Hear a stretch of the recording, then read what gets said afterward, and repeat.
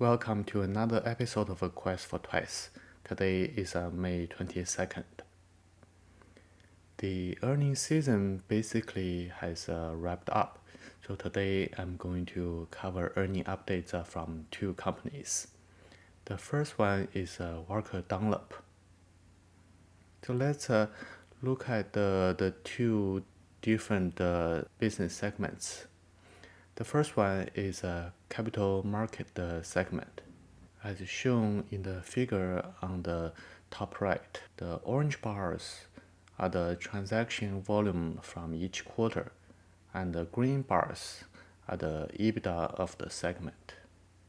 So we can see in the first quarter, the transaction volume was actually lowest volume since first quarter 2021. As a result, the quarterly EBITDA was actually negative, close to $20 million of a loss. The red line is revenue, which dipped to about $100 million for the last quarter. It's also significantly lower than any quarter in the last 2 years. That's because revenue was driven by the transaction volume, including impact of MSR revenue. Because of the transaction volume and the revenue growth in the last 2 years, so Walker Dunlop increased its personnel.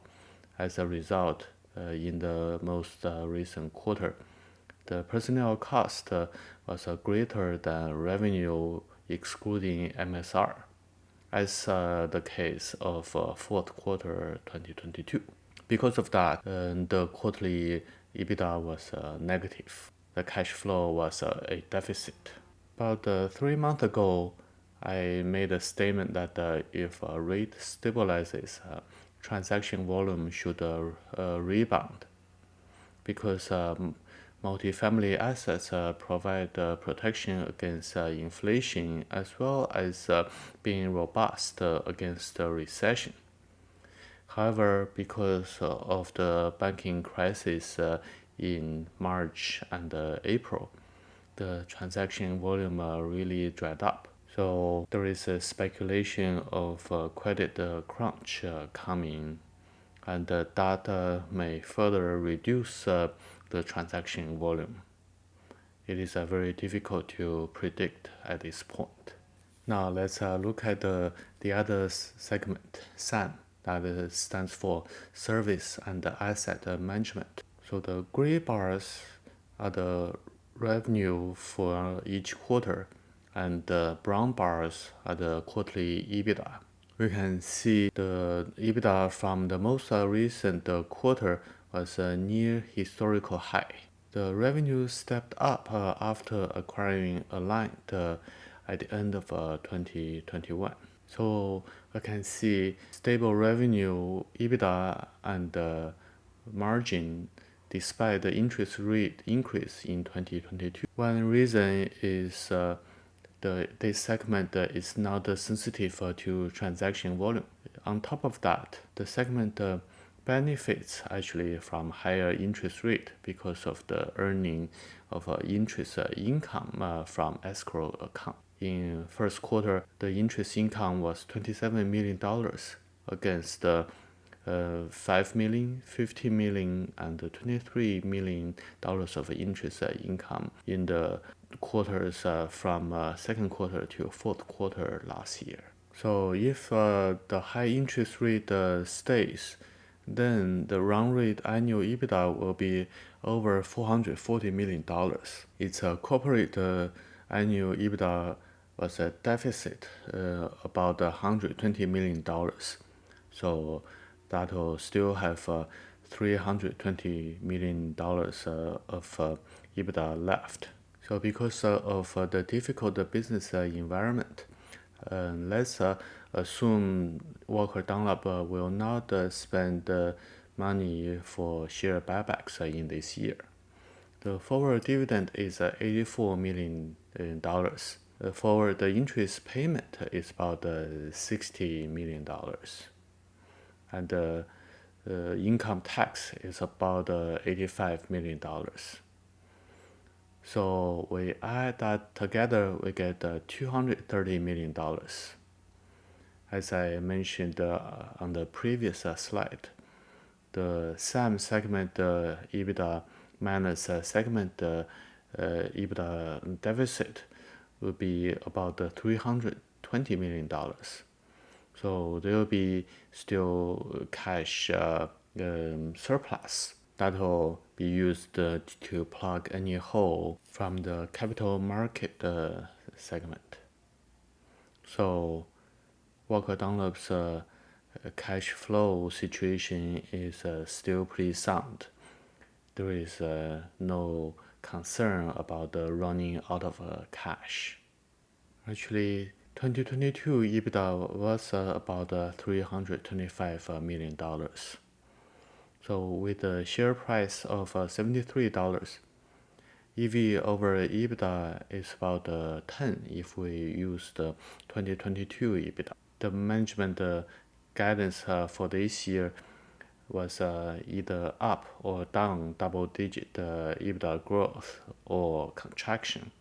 That's because of the very large uncertainty in the real estate market. But if we assume this condition is temporary and look beyond this year and the transaction volume returns, then I do believe the current stock price presents a very attractive entry point to own this company, with one caveat which I will discuss next.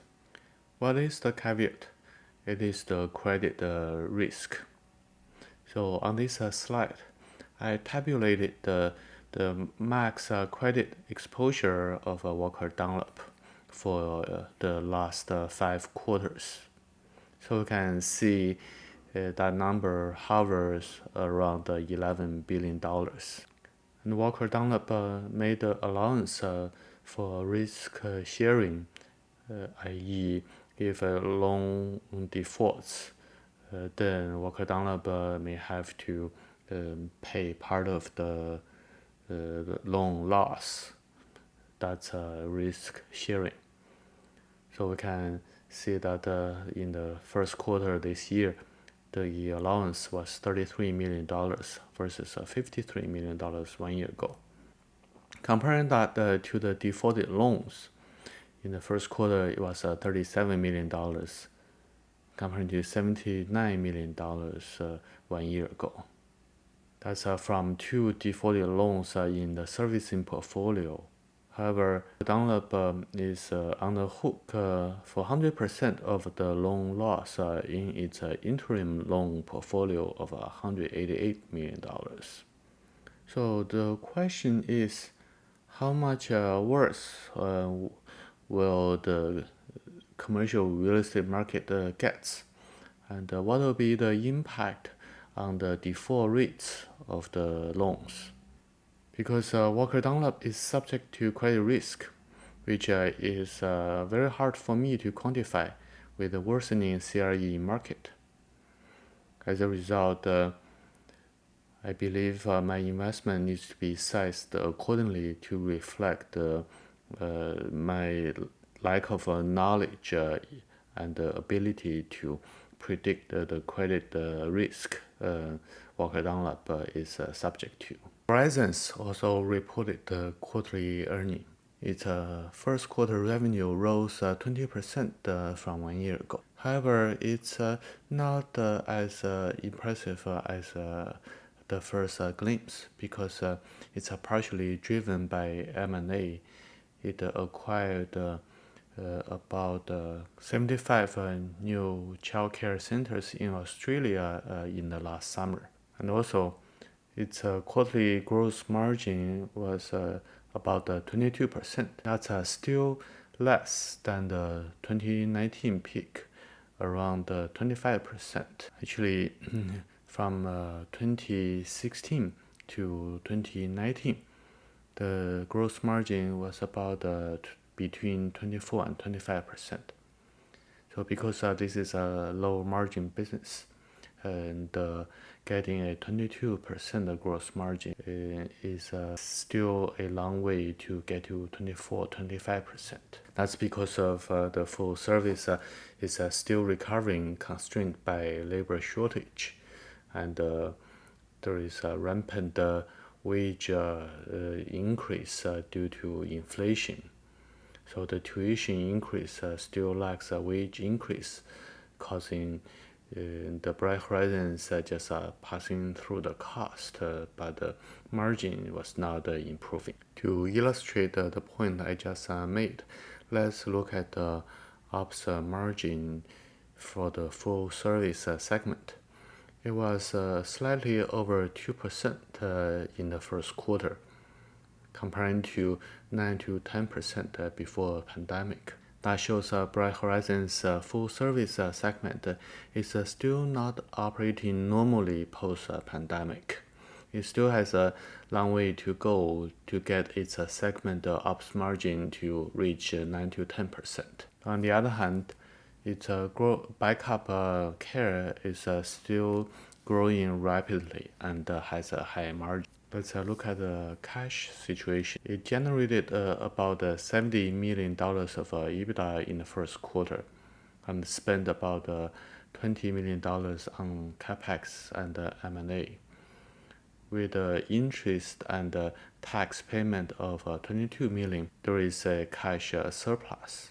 There is about $106 million of payment coming up to complete the transaction to acquire the 75 centers in Australia at the end of this year.